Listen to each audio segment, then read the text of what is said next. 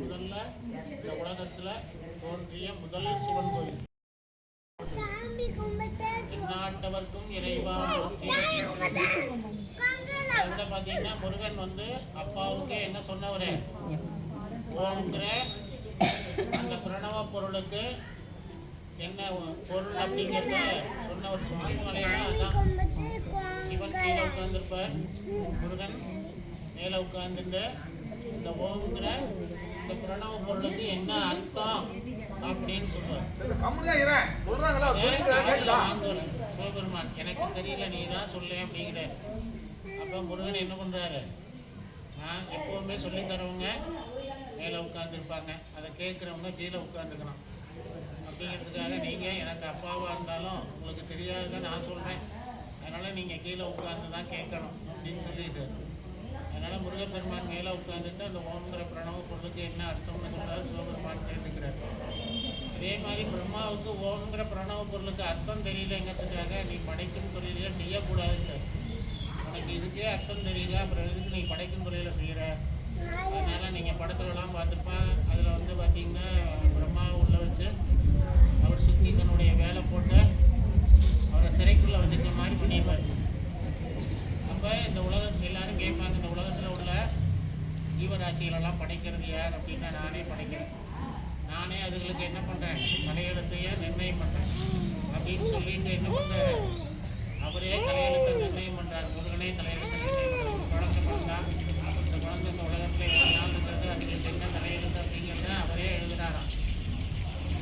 ஏன் அப்படின்னா பிரம்மாவை உள்ள வச்சதுனால. அதுக்கப்புறம் எல்லாரும் போய் மன்றாடி கேட்ட பிறகு என்ன பண்ணுறாரு, முருகப்பெருமான் என்ன பண்ணுறாரு, முருகப்பெருமான் வந்து பிரம்மாவை விடுவிக்கிறார்.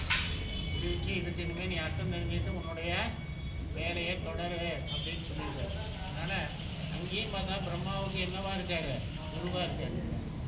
சிவனுக்கும் குருவாக இருக்காரு, பிரம்மாவுக்கும் குருவாக இருக்காரு. மகாவிஷ்ணுவும் வந்து மன்றாடி கேட்குறாரு, இப்படி அந்த வேலையை நீ செய்ய முடியாது, ஆளுக்கு ஒரு வேலை தான் கொடுக்க. பிரம்மாவுக்கு படைக்கும் தொழில், விஷ்ணுவுக்கு காக்கக்கூடிய தொழில், அதுக்கப்புறம் சிவபெருமானுக்கு உண்டான இந்த யார் கெட்டது செய்கிறாங்களோ அவங்கள நாம் அழிக்க வேண்டிய வேலையை செய்யக்கூடிய தொழில் அவருக்கு, கெடுதலை செய்கிறவங்க அழிக்கக்கூடிய தொழில் அவருக்கு.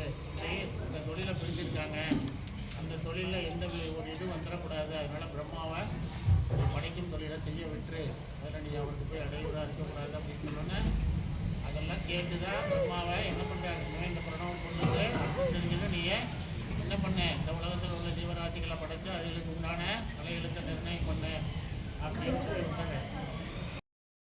அவங்களுக்கு வந்து தலையெழுத்தை மாற்றக்கூடிய சக்தி எனக்கு உண்டு, அதனால் அதை நான் எழுதுவேன் அந்த இடைவெளியில் அப்படின்னு. அதனால தான் நம்மளாம் சில நேரங்களில் சொல்கிறது தலைக்கு வந்தது தலைப்பாயோட போச்சு, ரொம்ப பெரிய பிரச்சனையாக போயிருக்க வேண்டியது வழிபாடு பண்ணியிருக்கான் சரியா அறியாமல் எங்கேயாவது நானும் இசையில் அவர் எழுதுறாரு அந்த இடத்துல. அது மாதிரி முருகனை திருப்புகள் பாடணும், அதாவது நான் ஏற்கனவே சொன்ன மாதிரி திருப்புகள் பாடுங்க.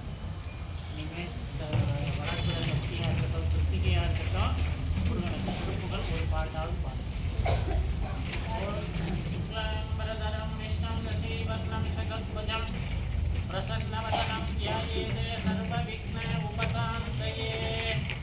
ஜென்மநட்சத்திரே ஜென்மராசௌ ஜாதஸ்ய நாமநட்சத்திரே ராமராசௌ ஜாதஸ்ய சுபநட்சத்திரே சுக்லபக்த அஸ்மி பக்தர்கள் நாமதேயஸ்ய ஜககுடும்பானாம் சேமஸ்மைர்யே வீர்யவிஜயாயுள்ளாரோக்கிய ஐஸ்வர்யாமி பிரத்யக்ஷம் ஆயுள் சந்தான சௌபாகிய இஷ்டகாமியாத்யக்ஷம் ஆதித்யாதி நவகிரக நட்சத்திர சகலதோஷம் விநாசகாரணாத்யக்ஷம் ஆரோக்கிய ஜகதாத்ரசத்யக்ஷம் ஆயுள் அபீவிருத்யக்ஷம் தர்மார்த்தகாமிய மோட்ச சதுர்வித பலபுருஷார்த்தசத்யக்ஷம் வித்யா தொழில் வியாபார காரிய அனுகூல சத்யக்ஷம் சீக்கிரமேவ உத்தியோக விவாக புத்திர பாக்கிய சத்யக்ஷம் शीघ्रमेव धनं धान्यादि अभिवृद्ध्यर्थं शीघ्रमेव सकल कार्य अनुकूल सिद्ध्यर्थं वल्ली नायकी दैवनायकी समेत सुब्रह्मण्य स्वामी प्रसाद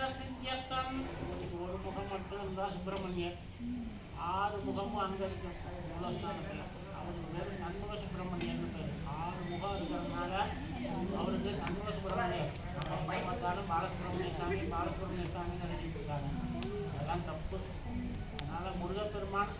இருக்கார் அப்படின்னா அவர் பாலம் அந்த பருவத்தில் இருக்காருன்னு அர்த்தம். இப்போ இங்கே கல்யாண குளத்தில் இருக்காரு, உள்ளேயும் அப்படி தான் இருக்கார். அதனால் வள்ளி நாயகி தெய்வநாயகி அங்கே 6 முகம் சண்முக சுப்பிரமணியம்னு அர்த்தம். இங்கே இருக்க ஒரு முகம் சுப்பிரமணியம். அதனால் சாமியை பிரார்த்தனை பண்ணிக்கங்க. நமக்கு என்ன காரியங்கள் நடக்க வேண்டியிருக்கோ அந்த காரியங்களை நமக்கு சீக்கிரமாக நடத்தி கொடுப்பா முருகா அப்படின்னு சொல்லணும். முருகாங்கிறதுலே பார்த்தீங்கன்னா மூங்கிறது பெருமாளை குறிக்கும், மகாவிஷ்ணுவை குறிக்கும். ரூங்கிறது யாரை குறிக்கும்? சிவபெருமானை குறிக்கணும். காங்கிறது பிரம்மனை குறிக்கும். அதனால தான் அவருக்கு பேர் என்ன வச்சுருக்காங்க? முருகா அப்படின்னு வச்சுருக்காங்க. மகாவிஷ்ணு, சிவன், பிரம்மா 3 பேரும் அந்த இதை அடங்கினது தான் முருகா அப்படின்னு சொல்கிறது. அதனால் முருகனை நினைச்சா நம்ம யாரை நினைச்ச மாதிரி அந்த மும்மூர்த்திகளையும் நினைச்சு பிரார்த்தனை பண்ண மாதிரி அர்த்தம். அதனால் பிரார்த்தனை பண்ணுங்க. அவங்களுக்கு எல்லாம் இவர் என்னவா இருக்கார்? குரு மாதிரி இருக்கார். எல்லாரும் சாமியை முட்டுங்க. சுக்ல பக்த குடும்பானாம் சேமஸ்தைரிய விஜயாயுள்ளாரோக்கிய ஐஸ்வர்யாபிவிருத்தியர்த்தம் வள்ளி தேவசேனா சமேத சுப்பிரமணிய சுவாமி பிரசாத சித்தியர்த்தம் வள்ளி தேவசேனா சமேத சுப்பிரமணிய சுவாமி பாதார விந்தயோக அஷ்டோத்திர விஸ்வகல பூஜா மத்திய கதஸ்யே தத்புருஷாய வித்மகே மகாசேனாய தீமகே தன்னோ ஷண்முக பிரச்சோதயாத்.